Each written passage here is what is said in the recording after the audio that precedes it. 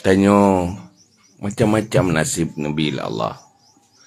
Nah nasib si tanya udip gasian. Padahal dak dah mendoa berkaya. Ladum nasib memang tulis oleh Allah yang kaya. Ada sang doa pina rezeki. Tapi inti kenyan ukuran. Manusia kusuji tanya urung beriman. Udipnya bahagia. Dua apa? Pertama dah hutang. Kedua adalah hutang pula, hutang dosa. Yang kedua, nak lebih amal. Yang sebenarnya bahagia. Menyokong yang stres boleh. Ya kan? Tadanya orang dah harta, tapi tadanya yang susah tu dia. Iro ni anak-anak tak punah baik nak fikir urang-urang yang nanyan bahagia dah udip. Kok jai. Sumber susah yang kan bapeng to je. Letak pula yang ada susah kan. Dah dompeng na rumah lagak fasilitas dalam rumah. Udah dalam rumah gersang. Lagi dalam neraka. Pakan, hai tadi yang berlaku nampai rumah juga. Dia apa rumah berlaku kan apa? Menderita dah dia. Jadi pegah baju bukan baju nak betek. Apa je menderita dia. Rupa je rokon anda dah fikir. Nak pun dapat jauh kan? Dapat dah dua sang bahagia. Patut susah kakak nak. Yang kebenaran. Tahu orang tentang lebih senang pada yang dia dapat itu lebih susah kan? Nah saja masalah. Itulah dunia. Maka Allah nutus Rasul dan juga kurang beriman. Dan dia punya cara sebenarnya untuk bahagia. Itulah beramal. Maka yang membahagiakan dan orangnya pun ini nah manusia-manusia bahagia yang sempat beramal. Yang bersedekah, berinfak. Yang sebenarnya kebahagiaan. Man baru tak ada bahagia. Tak hanya. Tele mati dia. Yang tele mati. Dia berkali Allah dalam Al-Quran. Siapapun yang mati. Ila keudip lo untuk beramal. Dan untuk yang bersedekah. An atas sadaqah. Wa aku minas salihin. Ingin bersedekah dan ingin menjadi orang saleh. Bukan ingin hidup kembali untuk menjadi orang bahagia kaya.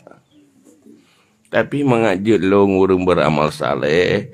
Ingin bersedekah. Padahal naji yang lo bersedekah jamun anak. Maka pergerakan BMU. Untuk mengingatkan manusia jangan lupa mengambil jatah bahagia. Lewat bersedekah, lewat beramal saleh. Maka ikhlas mantap. Cuma ikan mau BMU ya. Bahagia sih. Pakai-pakai orang lain mereka.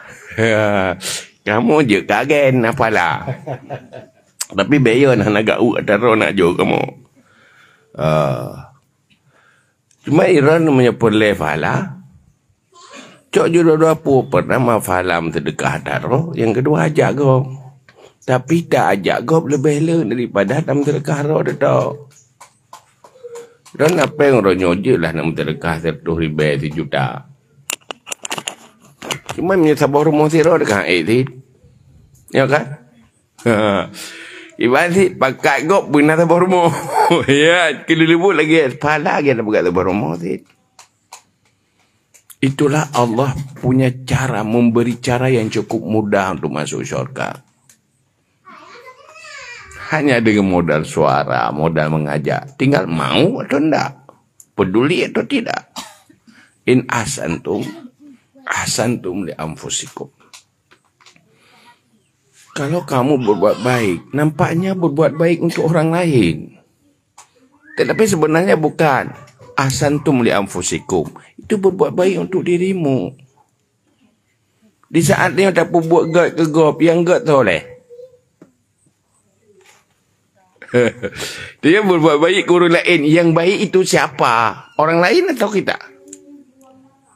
Kita lah. Maka menjadi orang baik itu bagaimana? Jadi karena uronyo berada pun. Tanyuhan pernah bahagia udip. Munyo udip kan di lingkungan orang baik. Nyahan bahagia dia udip. Dalam rumah tangga, pasangan tidak baik, tidak bahagia. Walaupun rumah tanyo lagi istana, tapi baiki nari rumahku nerakaku. Padahal Athena api nerakaku. Kenapa? Tidak berada di dalam rumah.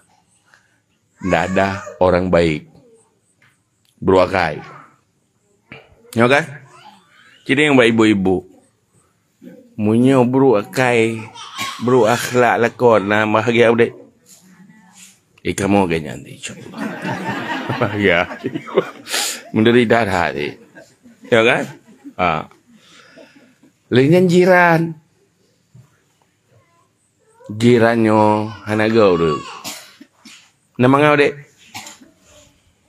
Tak pergi rumah tak babine jalan bak simpang yang mangat. Lai ji kan. Mangat jalur duit tamang ji kepa rumah yang paling strategi.